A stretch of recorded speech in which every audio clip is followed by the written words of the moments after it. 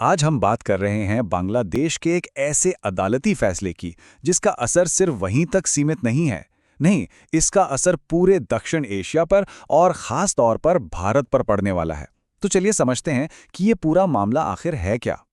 एक पूर्व प्रधानमंत्री और उन्हें मिली है मौत की सज़ा। जी हाँ, हम बात कर रहे हैं बांग्लादेश की पूर्व प्रधानमंत्री शेख हसीना की। अब सवाल यह है कि ये नौबत आई कैसे, इसके पीछे की पूरी कहानी क्या है। चलिए इसी को समझते हैं। तो देखिए, तारीख थी 17 नवंबर 2025। ढाका के इंटरनेशनल क्राइम्स ट्रिब्यूनल 1 ने एक ऐसा फैसला सुनाया जिसने सबको चौंका दिया। और सबसे बड़ी बात, सबसे अहम बात यह है कि शेख हसीना को यह सज़ा उनकी गैर मौजूदगी में सुनाई गई, मतलब जब वो देश में थी ही नहीं। तो ये सब हुआ क्यों? इस फैसले की जड़ें जुड़ी हैं जुलाई-अगस्त 2024 के स्टूडेंट प्रोटेस्ट से। शेख हसीना पर इल्ज़ाम ये है कि उस आंदोलन को कुचलने के लिए उन्होंने जिस तरह की हिंसा का इस्तेमाल किया, वो मानवता के विरुद्ध अपराध यानी क्राइम्स अगेंस्ट ह्यूमैनिटी की कैटेगरी में आता है। अब ये मानवता के विरुद्ध अपराध, ये शब्द सुनने में जितना गंभीर है, असल में उससे भी ज्यादा है। इसका मतलब कोई एक दो घटनाएं नहीं होती। इसका मतलब है जब कोई सरकार या कोई संगठन एक सोची समझी प्लानिंग के तहत बड़े पैमाने पर आम नागरिकों पर हमला करे, जैसे कि हत्या या फिर टॉर्चर। तो सवाल ये है कि ट्रिब्यूनल ने आखिर किन ठोस आरोपों के आधार पर इतना बड़ा फैसला सुना दिया। आइए जरा इन आरोपों पर नजर डालते हैं। देखिए, प्रोसिक्यूशन ने 3 बड़े आरोप लगाए। पहला, प्रदर्शनकारियों पर हेलीकॉप्टर और ड्रोन से हमला करने का आदेश देना। दूसरा, हिंसा और बड़े पैमाने पर हत्याओं के लिए सीधे सीधे उकसाना। और तीसरा, जो कि बहुत अहम है, जब ये सब अत्याचार हो रहे थे तो उन्हें रोकने के लिए कुछ ना करना, मतलब पूरी तरह से फेल हो जाना। और यहां एक बात समझनी बहुत जरूरी है। प्रोसिक्यूशन ने इसे कोई आम लॉ एंड ऑर्डर का मामला नहीं बताया। नहीं, उनका तर्क था कि ये एक स्टेट ऑर्गेनाइज्ड, मतलब सरकार की तरफ से किया गया एक सुनियोजित हमला था। और निशाना कौन थे? आम नागरिक। बस इसी तर्क ने मानवता के विरुद्ध अपराध वाले चार्ज को और भी मजबूत कर दिया। तो ये तो हुई बांग्लादेश की बात। लेकिन जैसा मैंने शुरू में कहा था, इस फैसले का असर सिर्फ वहीं तक नहीं है।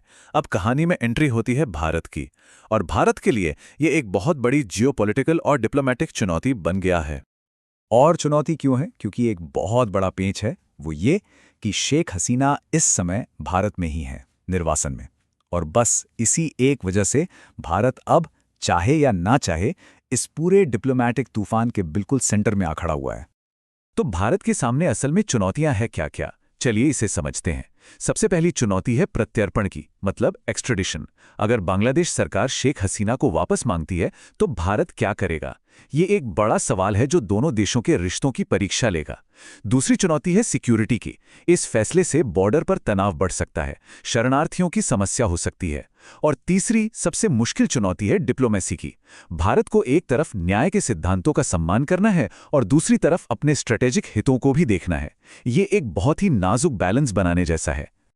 इस पूरे मामले से ना कुछ बहुत बड़े और मुश्किल सवाल भी खड़े होते हैं। पहला तो ये कि क्या किसी की गैर मौजूदगी में जो ट्रायल हुआ उसे पूरी तरह से निष्पक्ष माना जा सकता है? दूसरा, कहीं ये विक्टर्स जस्टिस तो नहीं है, मतलब जीतने वाले का न्याय जो देश में बदले की राजनीति को और भी भड़का दें।